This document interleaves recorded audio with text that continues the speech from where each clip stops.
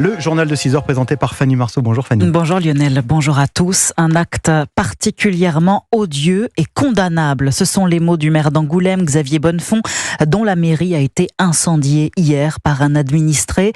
Bidon d'essence à la main, cet homme inconnu de la justice a fait irruption dans le bâtiment, aspergeant les bureaux mais aussi le personnel avant d'être neutralisé par la police municipale. Guillaume Dreschler, vous êtes le correspondant d'Europe 1 en Charente. Que sait-on de cet individu ? Il s'agit d'un homme de 46 ans, inconnu des services de police et de la justice, qui s'est installé dans le quartier de Macampagne à Angoulême l'automne dernier. Son acte a provoqué l'incompréhension de ses voisins, dont Sylvie Chevalier, la présidente de l'association des habitants du quartier. C'est une personne comme vous et moi, normale, avec qui ils ont discuté et tout, et puis il n'y avait pas de propos ou quoi que ce soit. L'assaillant est arrivé vers midi à l'hôtel de ville, et lorsqu'il est entré dans le bâtiment, il était équipé d'une chaîne entourée de tissus enflammés. Il a rapidement été pris en charge, explique la procureure de la République d'Angoulême, Stéphanie Aouine. Il est extrêmement taisant et il n'a pas à être à l'endroit où il est. Et on a le bon réflexe d'une secrétaire de mairie qui actionne un bouton d'alarme, ce qui va engendrer l'intervention des policiers municipaux. Il est déjà engagé en fait dans son opération de destruction par voie d'incendie. Les premières injonctions n'ont pas pour conséquence de le faire changer dans son comportement. Et lorsque finalement les policiers municipaux sont acculés, l'un d'entre eux fait usage de son arme. Sur le capot avant de la voiture avec laquelle il s'est garé devant la mairie se trouvait une inscription en langue arabe désignant la prière des morts, mais à ce stade, il n'y a aucun lien avec une entreprise terroriste, assure la procureure. Guillaume Dreschler à Angoulême pour Europe 1. Une cellule psychologique a été ouverte pour les agents de la mairie. L'assaillant blessé a été hospitalisé. 2 enquêtes ont été ouvertes, l'une pour tentative d'homicide aggravé et destruction de biens d'utilité publique. L'autre concerne les policiers municipaux et leur usage de leur arme de service. La police nationale, cette fois, éprouvé à Nîmes. Le tout nouveau commissariat qui devait être inauguré lundi prochain était victime d'un incendie là aussi. Oui, dans le quartier Pissevin, quartier gangréné par le trafic de drogue, où le jeune Fayed, 10 ans, avait été tué il y a presque un an, jour pour jour, lors d'une fusillade. Les causes exactes de l'incendie ne sont pas encore déterminées, mais elles sont suspectes. C'est la boulangerie mitoyenne, fermée depuis plusieurs semaines, qui a explosé et pris feu. L'inauguration du poste de police pourrait donc être reportée. Europe 1, il est 6h04. Des vacances prolongées, on en rêve tous, mais certainement pas dans ces conditions. Voilà près d'une semaine maintenant que des touristes français sont coincés à Madère. Vent violent, incendie, impossible de décoller. Des centaines de vols ont été annulés en début de semaine. Et si l'aéroport de l'île portugaise assure désormais que le trafic est revenu à la normale, eh bien, il faut recaser tous les voyageurs qui n'ont pas pu partir, ce qui prend beaucoup de temps. Et en attendant, la facture flambe, Victor Pourchet. C'est le 5e jour de calvaire pour Sonia et son mari. 5 jours que leur vol retour a été annulé avec cette réponse de la compagnie aérienne. Il n'y a pas de chambre d'hôtel pour tout le monde. On ne peut pas vous aider. Je crois que le soir même, j'ai appelé 11 hôtels. Tous pleins. Par leurs propres moyens. En errant dans Madère, selon ses mots, le couple en trouve indifférent chaque soir. Entre-temps, les prix ont flambé. Le budget vacances aussi. On est dans un état de stress. Parce que c'est des frais qui n'étaient pas prévus. Honnêtement, ça va pas être loin des 1 500 €, voire 2 000 € minimum. Parce qu'il faut payer des repas supplémentaires avant le prochain vol mis à disposition dimanche par la compagnie, soit plus d'une semaine après le départ prévu initialement. La règle européenne, c'est d'accepter cette proposition pour être remboursé. Raphaël Lacroix, juriste spécialiste des litiges aériens au Centre européen des consommateurs. Elle doit proposer le choix entre soit le remboursement du billet, soit la compagnie doit proposer le réacheminement. Et si le consommateur choisit le réacheminement, elle est obligée de payer justement hébergement et restauration. Elle ne peut pas se dégager de cette obligation-là parce que c'est dû à des conditions climatiques ou ce genre de choses. Aucun espoir en revanche pour le manque à gagner des jours de travail que vont rater les voyageurs. Victor Pourchet.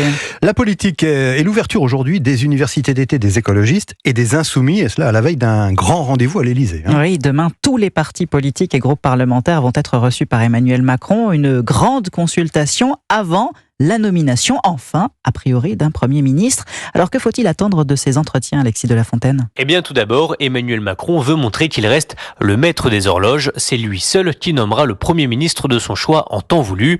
Mais voilà, face à l'impossible discussion entre les différents groupes politiques à l'Assemblée nationale, le chef de l'État se sent responsable de favoriser les échanges. Emmanuel Macron recevra donc dans un premier temps les 13 représentants du nouveau Front populaire, dont Lucie Castet qui lui demandera de la nommer à Matignon, comme le justifie le communiste Fabien Roussel. Les Français veulent que ça change et nous voulons incarner ce changement et lui dire les réformes que nous allons mettre en œuvre, comment nous les finançons Nous voulons lui montrer que nous sommes prêts. Ensuite, Emmanuel Macron échangera avec ses soutiens du bloc central comme François Bayrou, Édouard Philippe ou Gabriel Attal avant normalement de rencontrer les Républicains Laurent Wauquiez et Bruno Retailleau pour tenter de former une nouvelle coalition entre le camp présidentiel et la droite et ainsi obtenir une majorité supérieure à celle du nouveau Front populaire. Alexis de la Fontaine du service politique d'Europe 1 a noté que selon un sondage Harris Interactive pour le magazine Challenge, 40% des Français estiment que Gabriel Attal est un bon Premier ministre et dans la course à Matignon, c'est lui qui se place en tête devant Jordan Bardella et Xavier Bertrand. Gérald Darmanin est en 5e position et Lucie Castel, la candidate du nouveau Front populaire qui souffre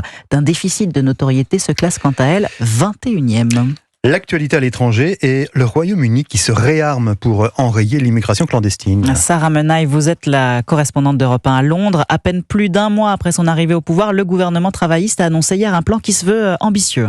S'attaquer aux gangs de passeurs pour lutter contre l'immigration illégale sur le sol britannique, c'est le plan de Keir Starmer. Sur cette question, nous avons toujours été très clairs. J'ai toujours dit qu'en fin de compte, la seule façon de régler ce problème était de briser ces gangs criminels qui en sont à l'origine. Pourquoi ne pas consacrer l'argent et les ressources nécessaires pour démanteler les gangs qui dirigent ces activités ? Parce que tant que nous ne les démantèlerons pas, je pense qu'il sera très difficile de s'attaquer à ce qui est un vrai problème, à savoir la façon dont ces personnes traversent la Manche. Hier, la ministre britannique de l'Intérieur, Yvette Cooper, a donc dévoilé ses objectifs, déployer jusqu'à 100 nouveaux agents spécialisés dans le renseignement au sein de l'Agence nationale de lutte contre la criminalité pour combattre donc ces gangs de passeurs et empêcher les traversées dangereuses par bateau. Voilà ce qui est dit dans le communiqué du ministère de l'Intérieur. La ministre promet également d'augmenter les expulsions dans les 6 prochains mois. Cet été, ce sont des centaines de migrants qui arrivent chaque semaine sur les côtes britanniques. Le 11 août, ils étaient plus de 700 à traverser illégalement la Manche, un record depuis l'arrivée de Keir Starmer au 10 Downing Street début juillet.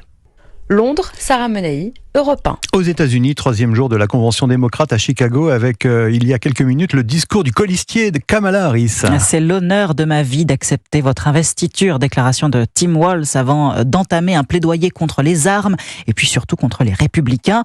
Un leader ne passe pas ses journées à critiquer les autres, a-t-il lancé visant Donald Trump, le candidat conservateur qui au même moment tenait son premier meeting en extérieur depuis sa tentative d'assassinat, protégé par des vitres pare balles. Si la camarade Kamala gagne en novembre, c'est quasi sûr, on aura la 3e guerre mondiale, a-t-il déclaré. 6h et presque 9 minutes sur Europe 1. Plus que 6 jours avant la cérémonie d'ouverture des Jeux paralympiques de Paris. Oui, près de la moitié des 4400 athlètes attendus sont arrivés au village olympique en Seine-Saint-Denis hier.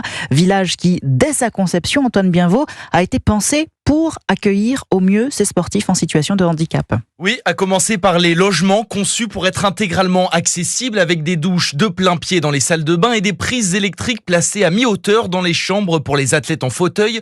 Dans les allées du village, là aussi, tout a été fait pour faciliter les déplacements. Des rampes d'accès et des ascenseurs sont ainsi disponibles à chaque changement de niveau. Depuis le départ des athlètes olympiques, il y a 10 jours, il a tout de même fallu rajouter certaines infrastructures, notamment une fondamentale pour Ludivine Munoz. Elle est ancienne championne paralympique de natation et responsable de l'intégration et de l'accessibilité de Paris 2024. Il faut forcément reprendre quelques détails. Alors par exemple, le fameux centre de réparation des prothèses, des orthèses et des fauteuils roulants pour réparer une prothèse, réparer un fauteuil roulant, réparer des béquilles, parce qu'il est hors de question que l'athlète se sente en difficulté parce que son matériel est défectueux pendant les Jeux. Autres petits ajustements réalisés ces derniers jours, les buffets en libre service du restaurant qui ont été abaissés afin de permettre aux athlètes de se servir facilement. Dans le village, enfin, des marquages au sol jaune et noir ont également été installés dans les allées pour signaler aux athlètes un éventuel obstacle. Antoine Bienvaux. Dans le journal de Fanny Marceau. Merci Fanny, à tout à l'heure.